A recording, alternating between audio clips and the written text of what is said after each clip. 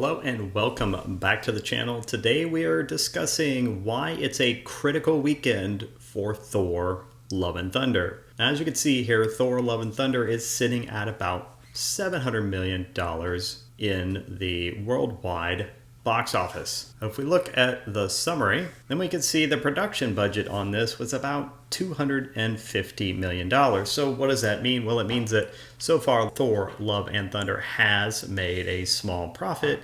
It has made about 2.8 times the production budget. For comparison, Birds of Prey made about 2.5 times the production budget. So this is not necessarily a great number. And it could be a critical weekend where we may see a large drop-off in the number of people going to see this movie. And I'm going to explain why. So first off, let's look at some of the other movies for comparison. Thor Ragnarok. Thor Ragnarok did a worldwide box office of $850 million. Let's look at the production budget. The production budget was $180 million. So worldwide box office was 4.7 times the production budget. And we see that that is a pretty good number, actually. If we see numbers in the 4 points, that's a pretty good indication that that movie was well received. Another movie that we can look at, Top Gun Maverick. Of course, this movie is gangbusters. This movie has a worldwide box office of $1.3 billion. And it has a production budget of $170 million. That means it has made 8 times its production budget. I don't even believe Aquaman did that well. So let's just say that Top Gun Maverick is kind of the epitome of epic blockbuster that every movie aspires to be. Next up, let's look at the weekend domestic box office chart. This was for August 5th, so this is this last weekend. And this is giving us a good indication of potential problems for Thor Love and Thunder. First off, we have Bullet Train, which came out last week.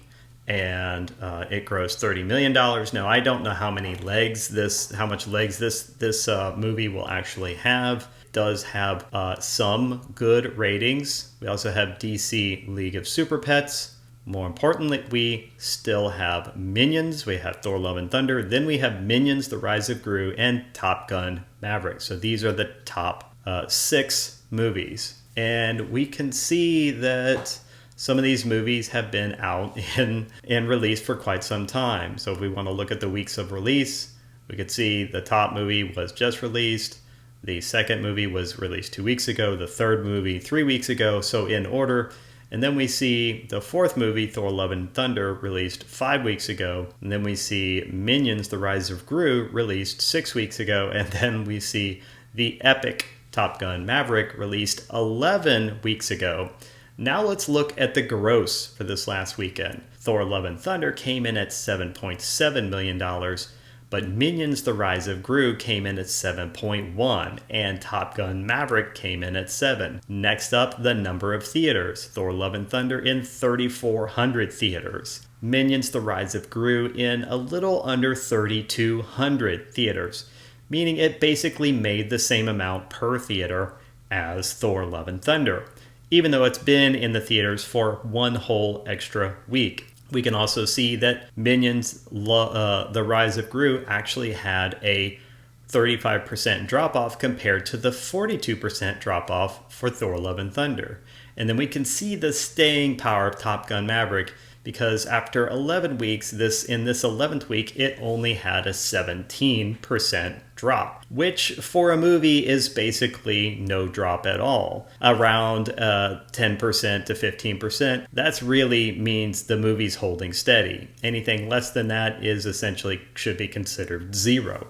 Okay, and we can see that the number of theaters for Top Gun Maverick is only 2,700, which means it actually made even more per theater than either Thor or Minions. Now let's look at some of these movies on Rotten Tomatoes. Now, Bullet Train, I'm going to focus mostly on audience score, but Bullet Train has a 78% audience score, which means it's been pretty well received. Next up, we have Minions Rise of Gru, which has a 90% audience score. This means that this movie still has the potential for a lot of additional runtime because people are seeing it, people are greatly enjoying it, and word of mouth, if people have a choice, they're going to be like, hey, I can finally go see a movie this weekend. Which one should we see? They're going to pick one that they've heard lots of positive things about. Next up, Top Gun Maverick. I mean, you can't get a better score than 99%. I mean, 100% is something I've never seen on Rotten Tomatoes, not with a big movie. Now let's look at Thor Ragnarok as a comparison. Thor Ragnarok had an audience score of 87%, and it had a critic score of 93%. This movie was very well received. Lastly, let's look at Thor Love and Thunder, which has an audience score of 77%, which means it's about on par with Bullet Train.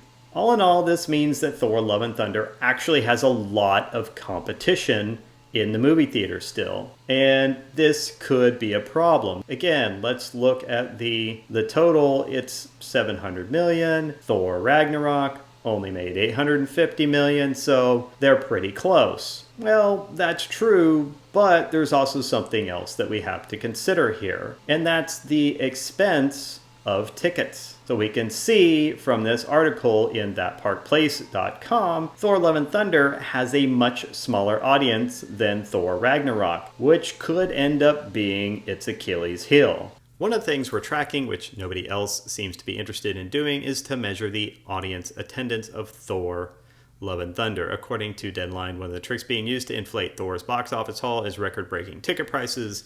We can see average ticket prices right now, anywhere from $15.05 to $14.40 a seat for Thor 4, compared to the national average of $13.48 a seat, and Cinemark was an average ticket price of $12.25. Now, we assume, this says if we assume an average ticket price of $14, based on above, about 10.2 million people will have gone to see Thor in the first domestic weekend release. In 2017, though, the average cost of a movie ticket was $10.20. Ragnarok had a first domestic weekend of 122.7 million, and that looks smaller than this year's Thor 4 estimate of 143, which it was actually 144 million and change, 144.1, so they're pretty close. And based on ticket prices, that means that Thor Ragnarok actually had 12 million people attend theaters in its first domestic weekend. This is about 2 million people more than went to see Thor Ragnarok. All in all, that means a lot less people have actually been going to see the Thor Ragnarok movie. And again, this is going to be a critical weekend because we have all of these movies still competing. So who knows exactly what's going to happen?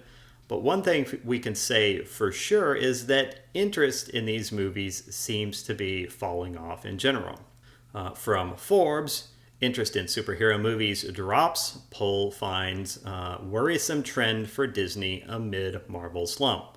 Share of adults who enjoy superhero movies ticked down slightly compared to a year ago, according to a Morning Consultant survey released Thursday. The poll found 36% of all respondents enjoy superhero movies, down from 41% last November. Perhaps most worrisome is the share of self-identified Marvel fans who enjoy the movies.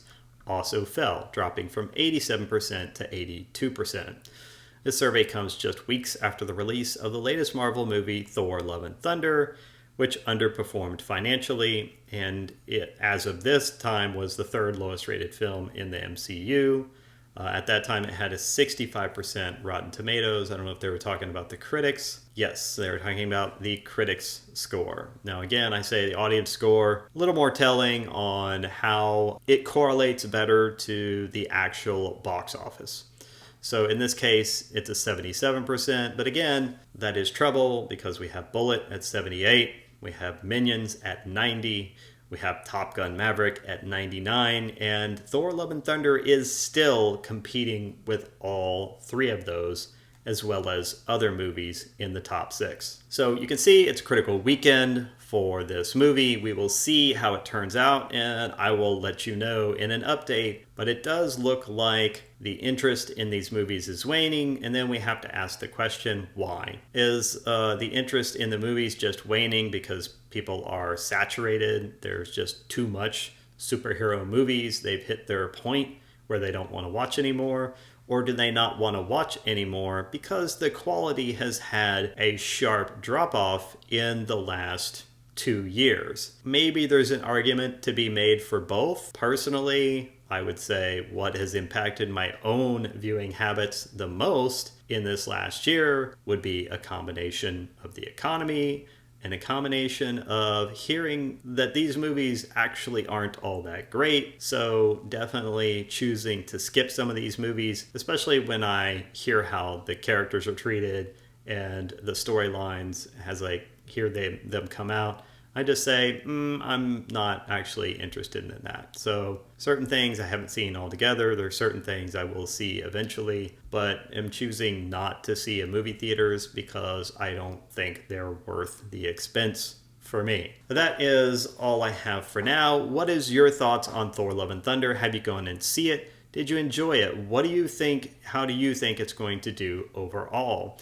Is it better than Thor Ragnarok, or is it not as good as Thor Ragnarok? And why do you think these movies are seeing such a drop-off? Is it the quality? Is it the economy? Is it something else? Let me know down in the comments below. In the meantime, if you want to continue to smash the narrative, smash the like, subscribe, and share buttons, and I will see you in the next video. Have a great day.